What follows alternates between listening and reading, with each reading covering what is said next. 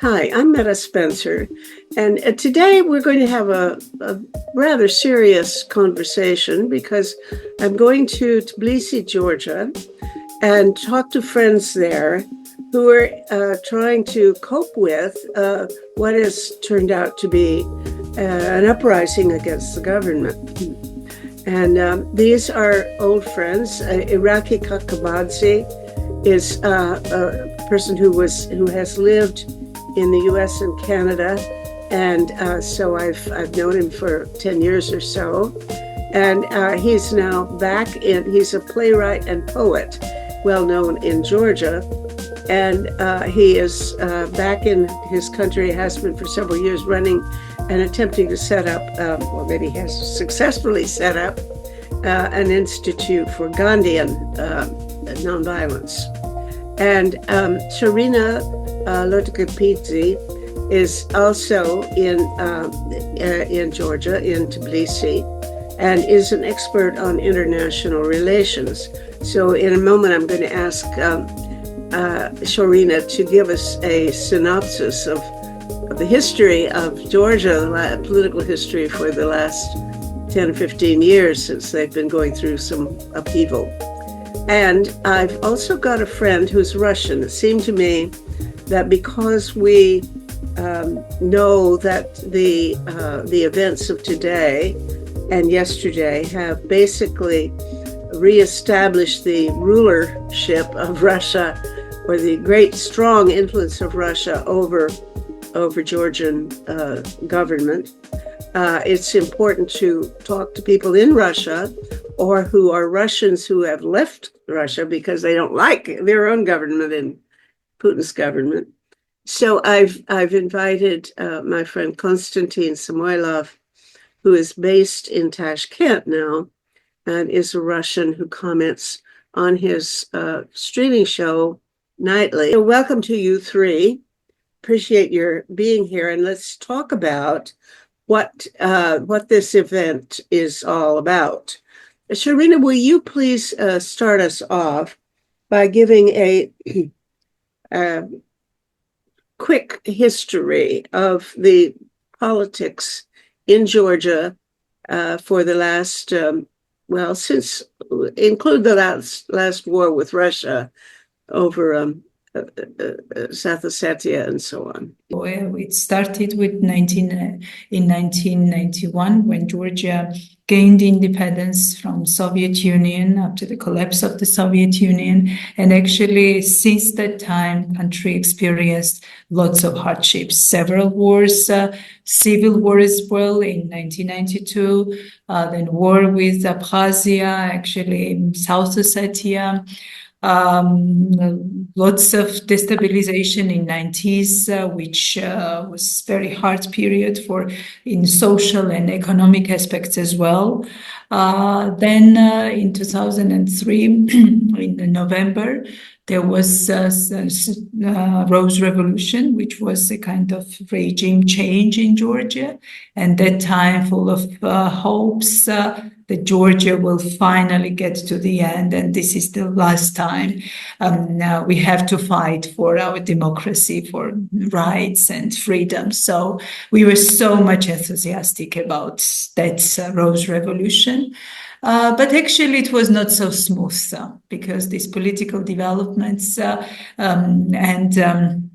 leadership, they somehow betrayed to those hopes as well, because despite the modernization of country, which was very important, roads, infrastructure, there was nothing after the collapse of the Soviet Union. Everything was deteriorating and nothing was building. But that was kind of modernization period. But on the other hand, lots of problems in terms of democracy, freedom of expression, inclusive decision-making. Because for me, I think that democracy is when you have all the voices in the decision-making process, that people are free to express their voice and somebody is listening to those voices, to those concerns. So we understood that it was not like that. And plus to internal political struggles,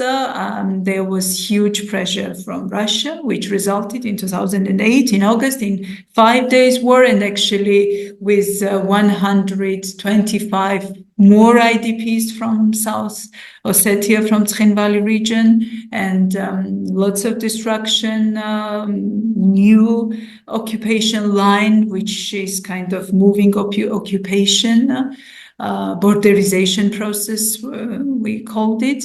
But on the other hand, there was lots of Western support. And right after the war, in December 2008, there was a donor conference in Brussels, and these $5 billion actually dollars pledge from our Western partners was essential for rebuilding our economy after war, institutions, and that was very important.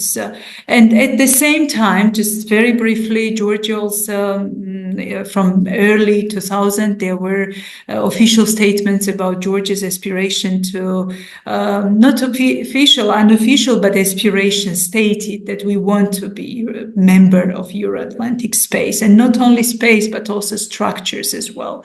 And our cooperation with NATO has been started.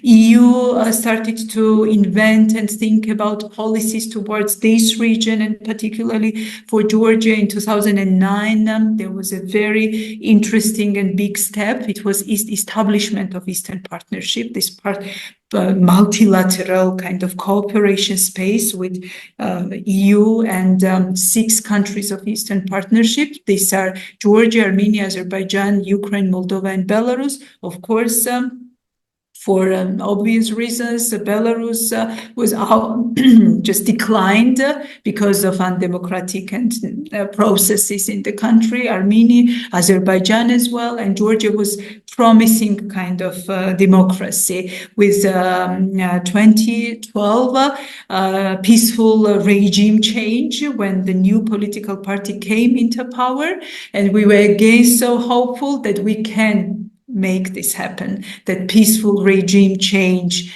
can happen in this country. But after how many years? 12 years, again, we found out, it's not now, but we have found out that this government is also betraying to the values and principles. Majority of population supported them. So, and what is this? We face today a huge challenge. Georgia is facing a huge challenge. So after being given the candidacy status of European Union last year, right this time in the middle of December, and we were celebrating in streets of Tbilisi that Georgia finally, its dreams, is so realistic to become the member of Euro-Atlantic, and I'm sorry. Now you're saying, excuse me, let me get clear. As of a year ago in December, yes, there was a move in the EU to Georgia, acknowledge that you will be invited to be a member of the EU. Yes. When? But when did they say that Georgia would be admitted? Did they give a time? Because, they said the same thing to Ukraine, but they said sometime, in the great. No, it's different. No, it's different because in 2014, Georgia signed EU-Georgia Association Agreement and the Deep and Comprehensive Free Trade Agreement. And in 2017, we got visa-free regime. And from that time, there were discussions about EU integration, but still it was a very kind of long way. But after Russia's invasion of Ukraine, full-scale invasion in 2022, EU invited Eastern Partnership countries, Georgia, Ukraine, and Moldova, to make this statement about the integration. And actually, Georgia applied, Prime Minister of that time in 2022, in March, 3rd of March, if I remember, just after a few days of Russia's full-scale invasion of Ukraine. And after 2 years, actually, Ukraine and Moldova got candidacy status earlier. And last year, this time, Georgia was admitted to be a candidate. In this summer, Ukraine and Moldova, they are starting negotiations, accession negotiations, while Georgia's relations with the EU has been deteriorating since the application, actually. So it was very bad rhetorics towards EU leaders. And finally, actually, Georgia was lots of undemocratic moves from Georgian Dream and ruling party side. Okay, now And let me, it's important for yes, me to sink in, yes, because I've not yes, followed these events very closely. Now, Georgian Dream is the name of the the party that's in ruling, power. yes, And 80% or so of the Georgian population wants to be part of the EU and yes, or NATO, yes, right? yes. And Georgian Dream somehow won the election, and they're now pretty well established, and they're not going to allow anybody to get into EU. That's what the issue is now. Is that right? There are several issues, actually. On 26th of October, we had parliamentary elections. And we were very hopeful that actually there will be some changes. But Georgian Dream won these elections, but there are lots of there is evidence actually that there was very serious fraud and rigging Well, of elections. was it enough fraud so that you can realistically claim that they did not really win? That if it had been a fair election, they would not have been elected? Yeah, actually, there are evidences, different reports, but for instance, it's still we are still waiting from observers' missions reports, official reports. But actually, more or less, there is.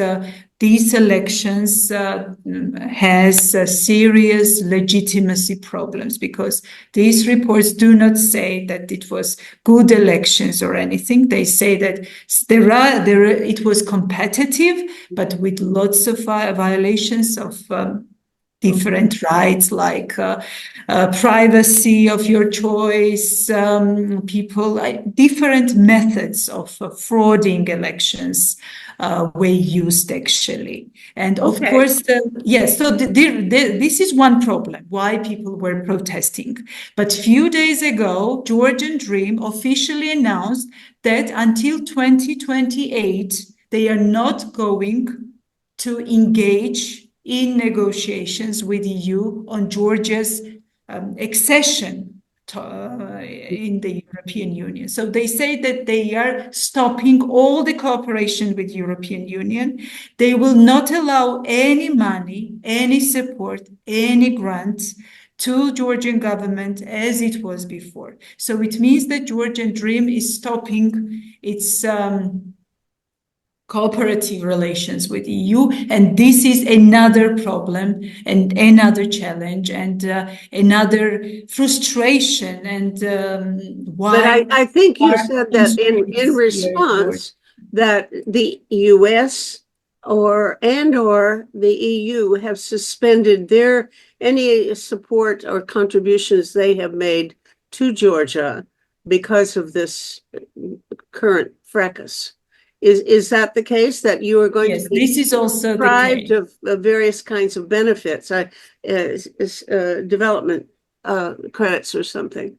Is that the case, that This is also because the of case. this they're going to So there are respond? different things in the basket Okay, now. let's But the give. reason why people are now in streets of Tbilisi and other cities of Georgia is that people are kind of protesting the decision to cut this cooperation and the EU membership kind of dream of Georgian people. Because every night, the special units, forces of police, police uniformed people. I mean, there is violence against protesters. They are using this water sheds and pepper spray and all kind of methods to disperse violently protesters. So yeah, People are being injured by the police. lots of people have been injured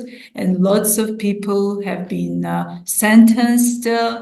And there is lots of emotions and lots of protest on its highest peak now in Tbilisi. So, and right now I'm sitting here in my office. It's Sunday night, but still I hear the protesters outside.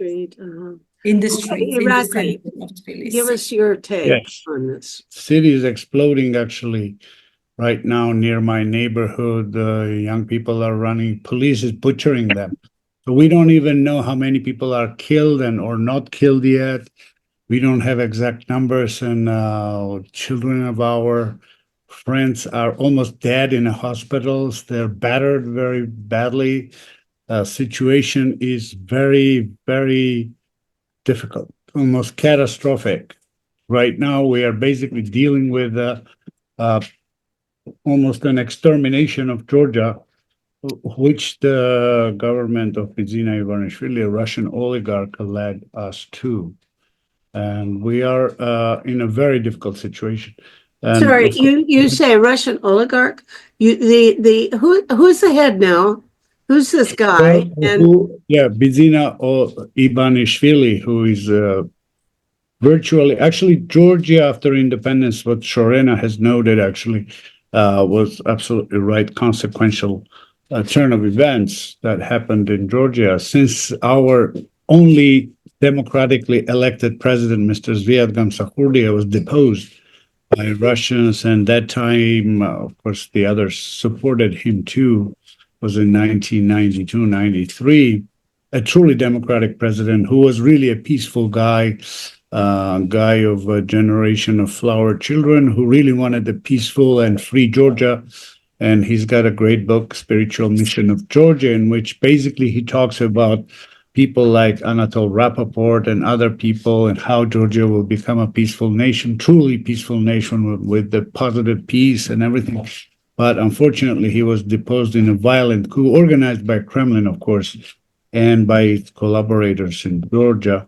Of course, like in Ukraine, in Georgia, Kremlin has lots of collaborators, people who are doing a lot of stuff against the independence. And so since then, we had mostly people who were imported by Russia to rule Georgia, even though the Georgian people want to become a part of European Union. And actually, I should say that this idea, a wonderful idea, was suggested by Mr. Howard Dean in 2006 in the United States Congress when he was running the Democratic Party. And since then, the Georgian nation has followed the great idea of what was his great idea? To join the EU, basically the peaceful path and development to join the European Union for Georgia. So what's really the case is that since 1992, where the violent coup of the only legitimate government that we had of Zviad Gamsakhourdia's democratically elected government took place. Then we had basically three masters that ran Georgia. First was Mr. Eduard Shevardnadze, who came directly from Moscow, and he was the foreign minister of the Soviet Union. Then it was Mr. Mikhail Saakashvili, whose uncle was a GRU general, and he was all of them were claiming that they wanted to join the Western alliances, but unfortunately neither of them wanted. And the third guy, Mr. Bidzina Ivanishvili, who is actually the actual ruler of Georgia right now, who is say his name again.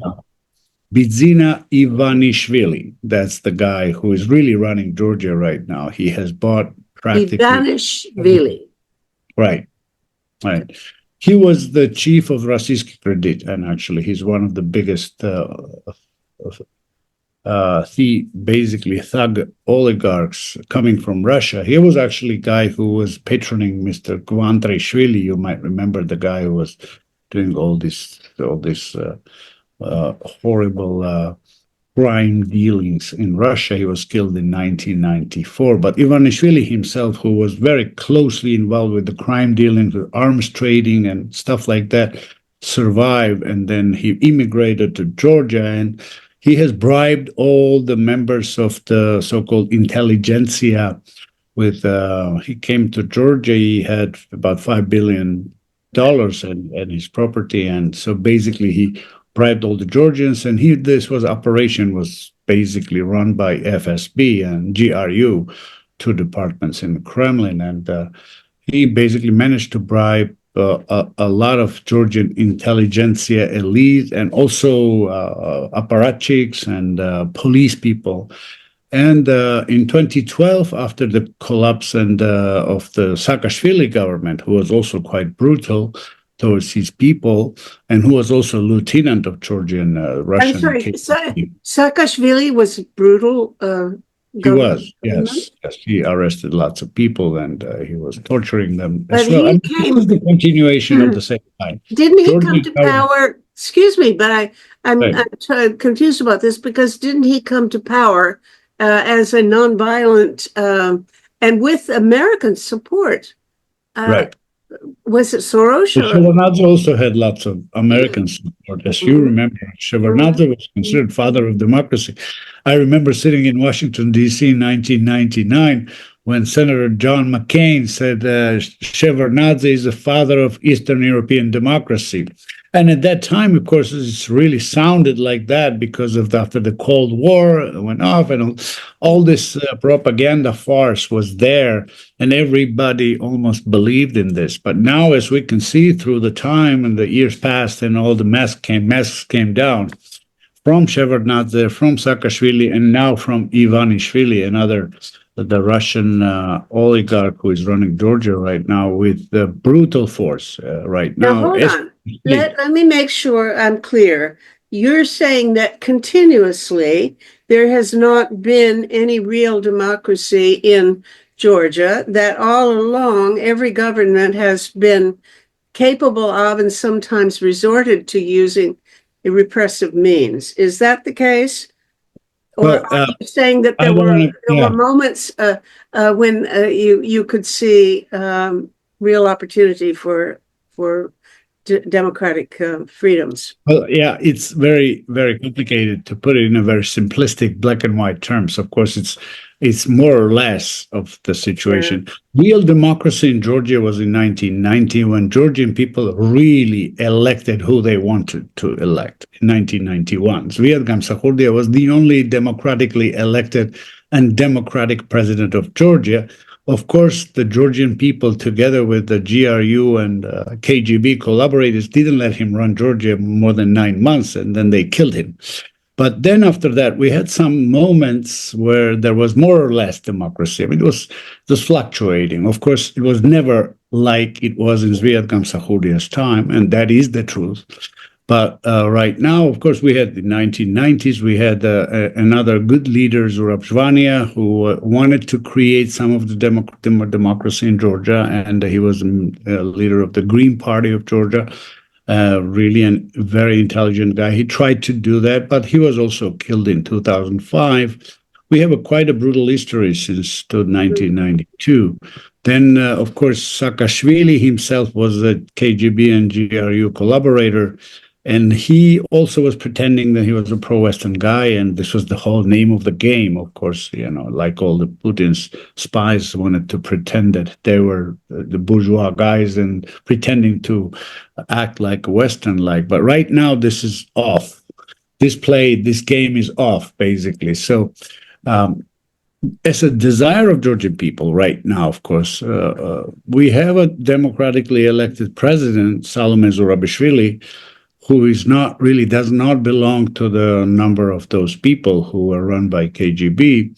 And she is expressing the legitimate desire of Georgian people to join the peaceful democratic group of nations, which is considered the European Union and the enlarged version of European Union, and she's trying to get Georgia towards there. Okay, But now hold on. Tell me who, she's not the head. Who is she now? the head of the state is right now the president who was elected by us. I voted for her too in 2018. Her name is Salome Zurabishvili, who is a legitimate, I would say, legitimate continuation of what Zviad Gamsakhourdia represented. And she's trying to get Georgians into European Union and et cetera, et Okay, now cetera. she has a position like our governor general or something, head of the formal head of the government, but not the She has a position of like Israeli or German presidents who doesn't really have a real governing power, but she's the head of state, which is in some cases a lot of Georgians appreciate that we do still have a president for 3 more weeks. We have a president, I mean, her term expires soon, and right now they want to, Mr. Oligarch Bidzina wants to appoint the guy who is a football player who doesn't even barely know how to read, the guy who is extremely unintelligent, and the only thing he knows how to swear well with really profanities. He's a master's. He has a PhD in profanities, and like D. Holisky has a great book about Georgian profanities. That she insists that Georgian profanities are most sexually expressed profanities. So this guy, I guess, learned from Dee's book, which was written in 1990s. But in any case, he doesn't really know how to read well and all this stuff. And okay, let me go off on a different tack. You know, when Putin launched his war against Ukraine, something like 1 million men fled the country, and a lot of them went to Georgia.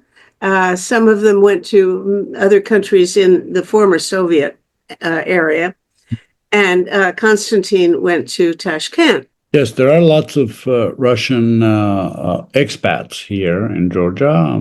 So maybe more than 100,000 or 200,000 people. I don't know exactly their number. Shorena might know better than me. But there were lots of them who came in. Some of them have left. Some of them have stayed. Some of them are still here.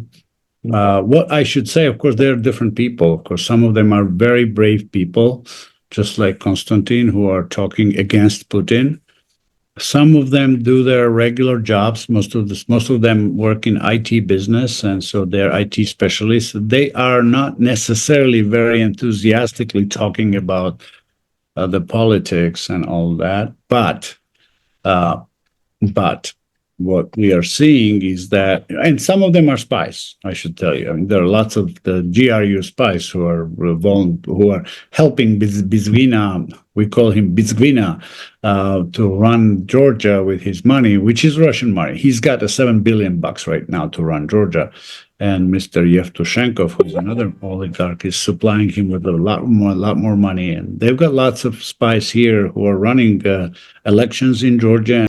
There are a number of Russian oligarchs who Putin gives Georgia and Caucasus general right now. They're very mad about Armenia's democracy. The Russians don't like Nikol Pashinyan, but they're friends with Mr. Aliyev, who is a Petro guy whom they actually co-opted completely, who also comes from the KGB family. His father was the general of KGB, and he was raised by KGB. Mr. Aliyev, the petrodollar guy, Petrogas, president of Azerbaijan, who is totally on the Russian side right now. And of course, Armenia remains a beacon of hope for the Caucasus right now. This is the most democratic country with Nikol Pashinyan president, but right now Russians are aiming to overthrow him as well.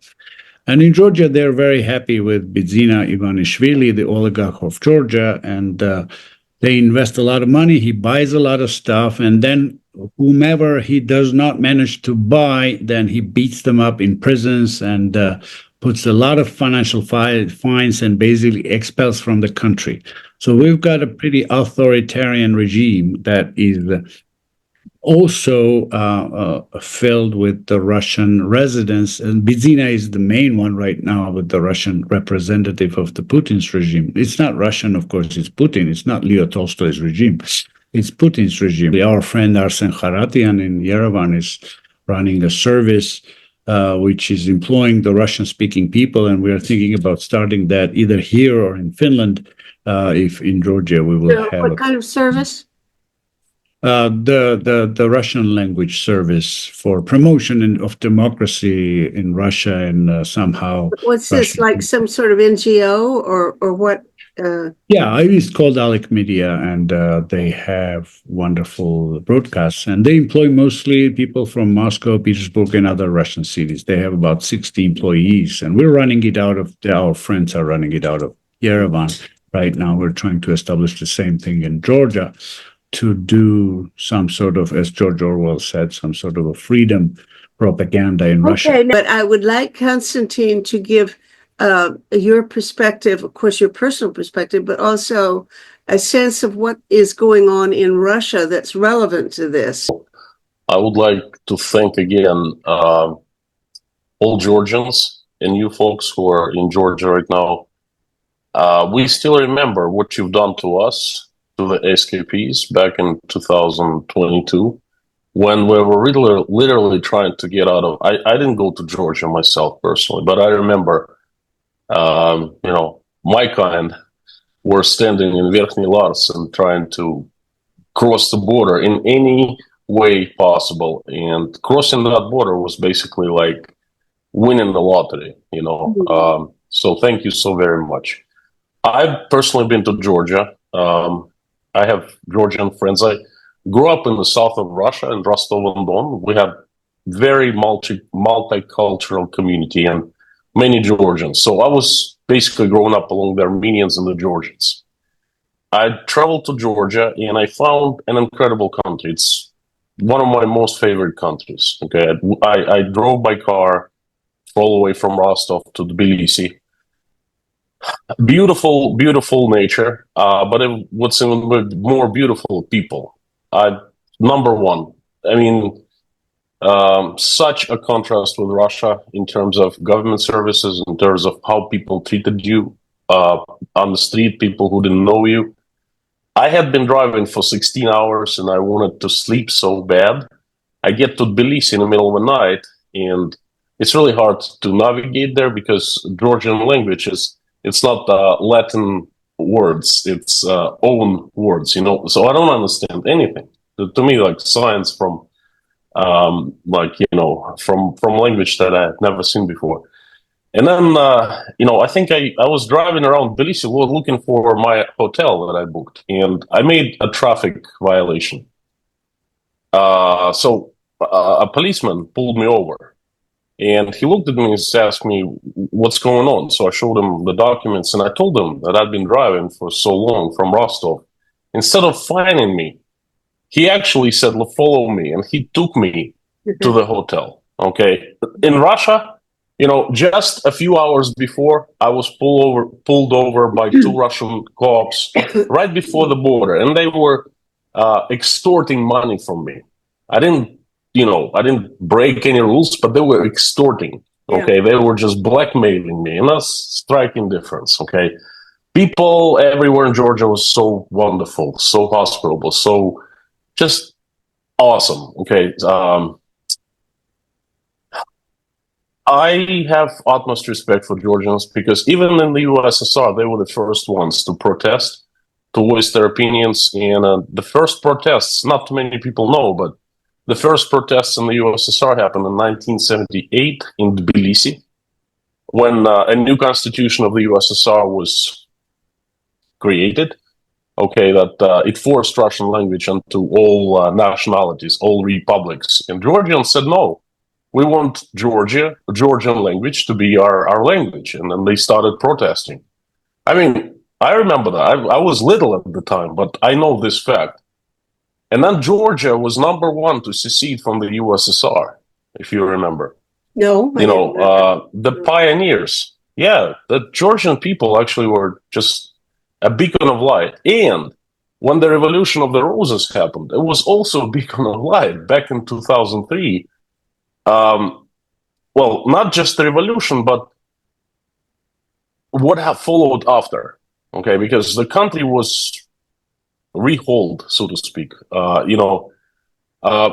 It's Meta. You're not the only one who is surprised with some. I mean, I know all the names well, and I know the facts about Georgia, but I didn't know that Saakashvili was on the side of Putin and GRU. All I know that he not forced, but he allowed economic reforms to happen in Georgia. And Kaha Bendukidze, a man that I have respect for, he basically changed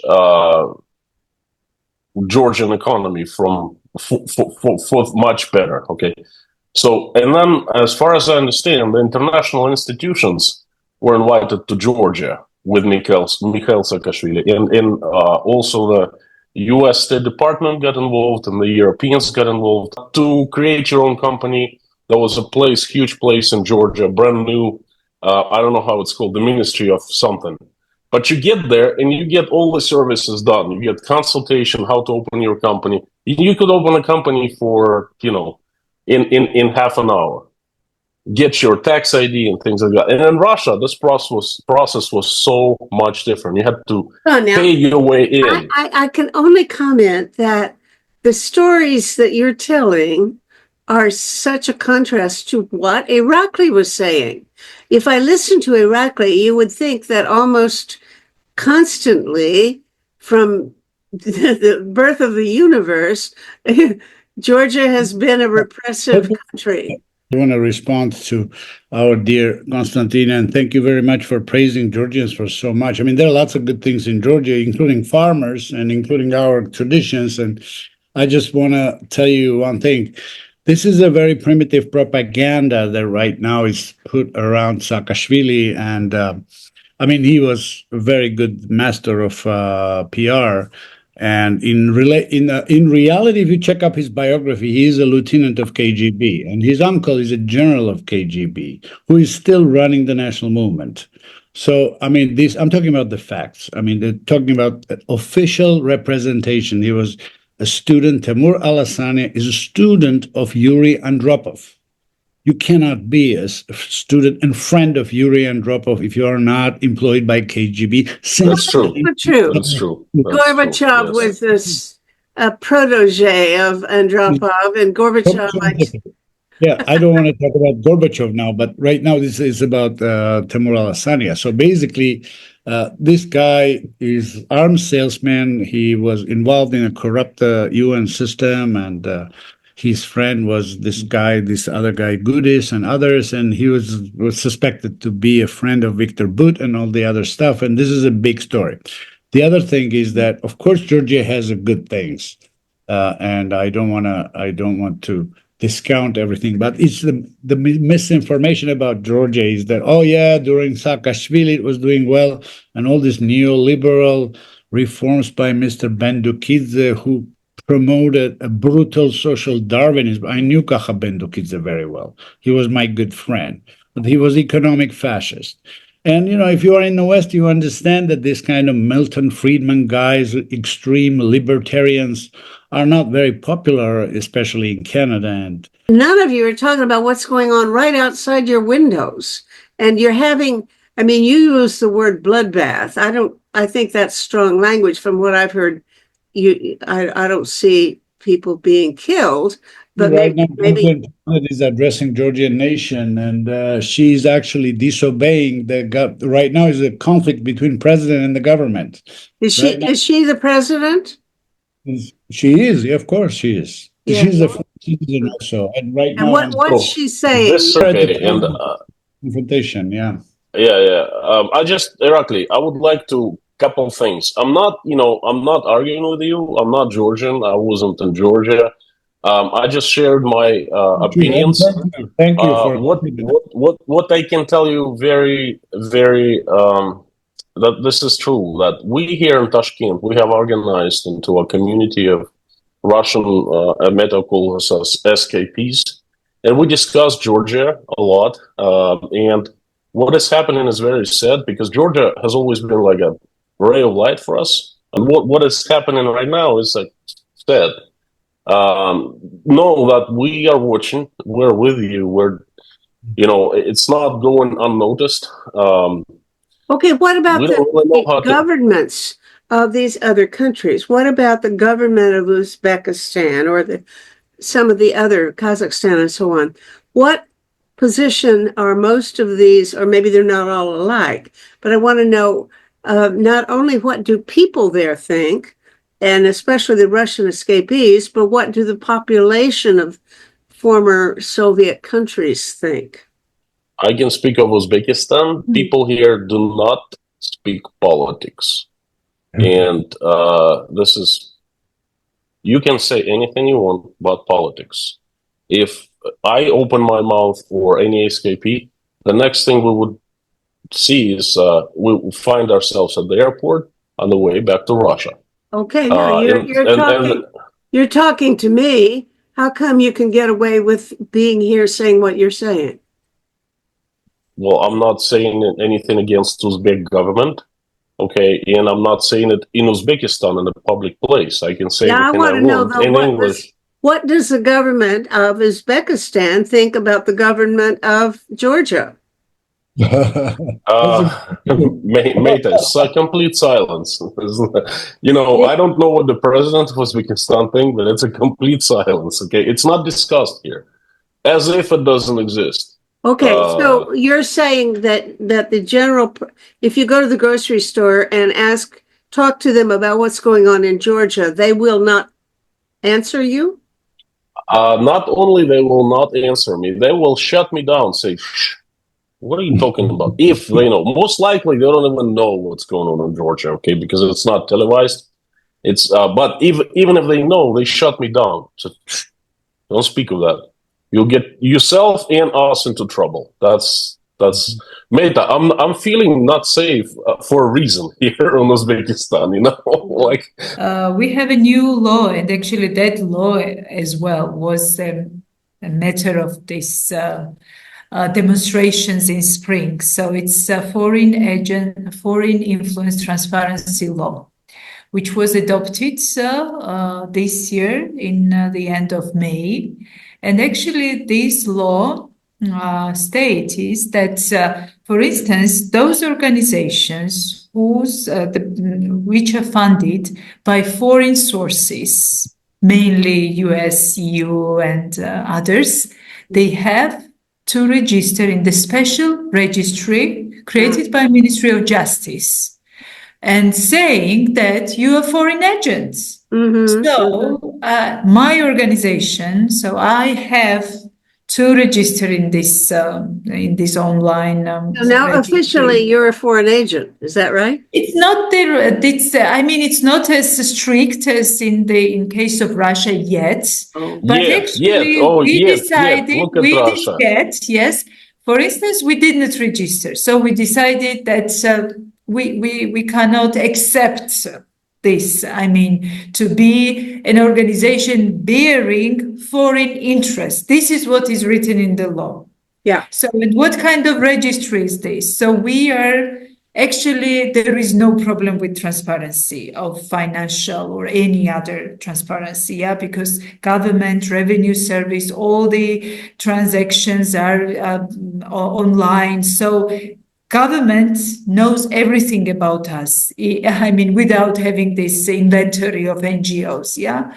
So, last year in 2023, when government Georgian Dream proposed actually this legislation, there were lots of course, there were demonstrations, and they withdrew that time. But this time, they have done it very easily, despite the main factor why Georgia and EU and Georgia-US relations were deteriorating were because of this legislation. And plus, there is another legislation. It's a whole propaganda thing. This is family purity and bill, which, for instance, says that it's anti-LGBT propaganda and so on. I mean, and what they are saying about NGOs, that West is funding LGBTQI plus propaganda, and that's why we need But this. I'm lost. I'm lost. I'm lost. Yes, because so to No, wait a minute. Back up, because I'm not clear. There's a big issue about Georgia's acceptability to Western Europe and maybe the EU, depending to some extent on how strong an LGBTQRS thing is, how much antipathy there is toward other sexes or people who think they're other sexes, and that the general population of Georgia actually doesn't like gender affirming kinds of things, that you actually have a conservative values about sexual identity, etc., and that that is a major dispute between Georgian public opinion and Western public opinion. Have I got it wrong? Or no, you got right, but it's not the full picture. The problem is here that Georgian Dream is using propaganda. I mean, this, and actually, it's something fake. I mean, it's they are using this everything to package very well their rhetorics and their electorate, their constituency, to make sure that they are standing for Georgian traditional values and that EU is about LGBT. This is how they communicate with their supporters in the country. They're using Russian blueprints. I see the blueprints. They're working stepping stones. Meta, in my live streams I quote this Russian strategy all the time. Stepping stones, small steps. First, they accepted this law, saying, "Hey, that's only for Georgian people's safety and security, no more." Of course, it's not abused. Oh no, we're not going to abuse it. And then the European Union says, we can't really take you with this law. You got to get rid of it. And they say, why? We want to be the part of the European Union. And now, a few months later, they say, well, you know what? We don't want to be the part of the European Union. And then the United States is turning away from Georgia because Georgia has stopped talking with the EU. So you see, they work in stepping stones. Same thing happened in Russia only years before. Yeah. And now, in Georgia, they're using the blueprints. They're doing the same thing. Trying to imply that if you're a Westerner, you're in favor of turning all little boys into girls. Yes, that sort of thing. Meta, I wanna agree with Konstantin, and Shorena told this story. Right now, this blueprint comes from Kremlin. All of that propaganda is used by Mr. Putin, and of course, the homophobia and sexism have been there before Putin as well. Is there any hope for any what you and I would consider positive outcome from the current conflict? Well, right now, hopes are very, very difficult to think of. Situation is quite dire and almost catastrophic in Georgia, but I hope, of course, we hope that we will be able to have a positive peace outcome here. But it's very, very difficult to imagine how, because polarization is very high right now. The camps are very, very much against each other, and we are very close to violence right now. And Russian forces are in 40 kilometers from here. They can invade. What I've heard yesterday is that Mr. Putin is preparing Kadyrov's forces to go into Georgia. And there are Georgians who are fighting in Ukraine who... Oh, hold on. Yes. He's preparing the Chechens to go into Georgia.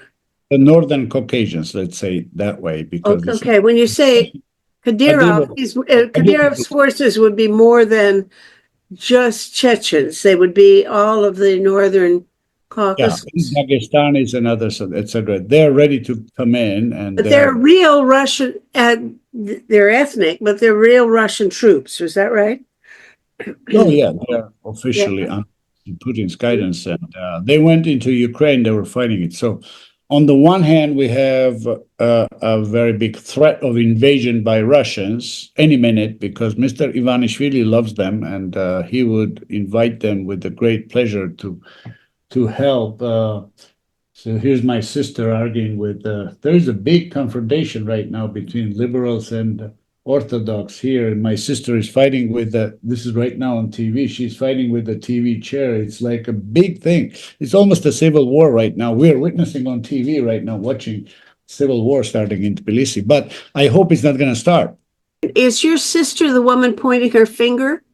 Yes, she is. Yeah, she's talking to a reporter there. Is that what's happening? They're attacking the state TV. State TV is doing a Bidzina's job, and they are against them, and they're fighting it. I'm watching because I'm kind of worried about her too. So in some ways, we are really close to this confrontation, to the civil war. Because Bidzina Ivanishvili has made the situation as such. About 6 months ago, we didn't have that situation. Right now, we have artificial escalation of the situation into almost the violence. And this is caused by the contemporary Georgian government. And the Georgian president right now has declared that she is basically going to put the pressure on the Supreme Court, on the Constitutional Court of Georgia, to put back. I mean, she is the most constructive person right now, Salome Zurabishvili, and she's trying to put back Georgia on a constitutional track because we are now out of constitution because nobody recognizes the elections in Georgia as legitimate. They were rigged. They were rigged by the same Smartmatic Dominion machines that rigged the elections in Philippines and in Venezuela. And this very corrupted company, the three of the founders are mostly in prison or they're kind of under charge. So basically, president is trying to get Georgia back to the constitutional path. And I hope she's going to succeed with this. I hope she's going to succeed. And I hope Shorena and I will be happy with that very much, and all our friends.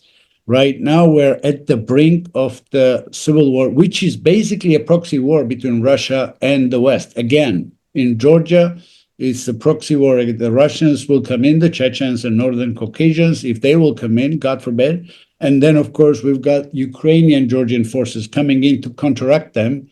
And it's a full-scale war here. We are little steps away from that. And I hope that Georgian President Salome Zurabishvili... Hold on. Now, Ukrainian Georgian troops, is that what you said? Explain. Right. But in Ukraine, you have lots of Georgian volunteers who are fighting on Ukrainian side against the Russian Empire, as you understand. And so there are about maybe 10,000, maybe 15,000 of them fighting with Ukrainians against the Russian Empire. So right now, those guys are saying if the Russian Northern Caucasians are going to come into Tbilisi, we're going to return to Tbilisi, counteract them. They've got weapons, they've got Western weapons, and the Russians have Russian weapons. So military industrial complexes are also involved, making a lot of money here. And then, of course, at the stake is also Armenian entrance. If the Russian Northern Caucasians come into Georgia, they go to the south, they go into Armenia, and they occupy Armenia together with the help of Aliyev. So it's a very complicated picture right now. And I hope that Salome Zurabishvili succeeds, and people like Shorena, I'm sure, absolutely are going to help her out. And we are there to assist her. So yeah, we can help, but I think this is it's this struggle and these fights will go on. I mean, it won't be quick. So because the polarization is so deep and there are so many different things going on. So this is geopolitics, what Irakli was explaining, the history, trauma the society has. relationship, emotions. I mean, there is everything together. So it's very difficult to mitigate these situations. I think this change could serve as a great incentive for our nation building in its modern, contemporary term process, for our Western integration and our values, that we are very clear what we want, where we want to go. So, and we are very, very clear where we want to go and where we want to be. And this is definitely to be part of Euro-Atlantic community. But I'm not very, very hopeful that this change will happen soon. But it's a long way, and we have to be very careful not to allow these people to have this civil war or anything or violence more than that we already see every day. I hope that there will be no civil war in Georgia, that the blood will not be spilled and there will be peace, okay? And all the conflicts will be decided in a peaceful way. And the second thing I hope, that Georgians will not turn into Russians, who don't speak up, who don't get up and protest, and actually not even protest, make themselves speak and make themselves heard, okay, who have forgotten that they have power, regular people have power over politicians and the government. I've heard estimates 80% of the Georgians do want a Western orientation, including EU membership. But of even those, given the violence that's taking place outside the parliament, are many of those saying, well, that's what we want, but let's hold our temper and not protest and get people hurt? Are there people who are going along with the government and not protesting in large numbers in order just for safety reasons? Yes. 6 months ago, we had different situation. We have different situation. Why? Because we were hoping that elections will change something. And we were hoping for this change actually on 26th of October, but it did not happen, for certain reasons. One of the main campaign tools for ruling party was, do you want war, like in Ukraine? If you want peace, you have to support us. So I think that war and peace rhetorics was very well used by Georgian Dream to seek more supporters. So that, and another was LGBT issue. These two issues were very well used. And why people, if some people do not protest or they still support Georgian Dream, because they have this understanding that if something changes here, it will bring war to Georgia. So there will be repetition of Ukrainian case. For instance, our prime minister, just a few months ago, he attended the funeral of Iranian president who died in the airplane crash. And that was kind of watershed. I'm called watershed for Georgians, but also for Western partners, because he attended the funeral of the outcast country's president. It is, I would like to say enlightening, but no, it's not. It's confusing. Yes, it's really confusing, but it's worth paying attention to, for God knows it's really important. So you have my blessing for what it's worth. Anything that we can wish for that will make for a healthy and happy and democratic and free society, let's go for it. I don't know what we can do, but bless your hearts, dear friends. Thank you. Thank you, Meta. Thank you. Thank you, Konstantin, for your support as well. Thank you. You have our support here from Uzbekistan. Thank you so much. Thank you.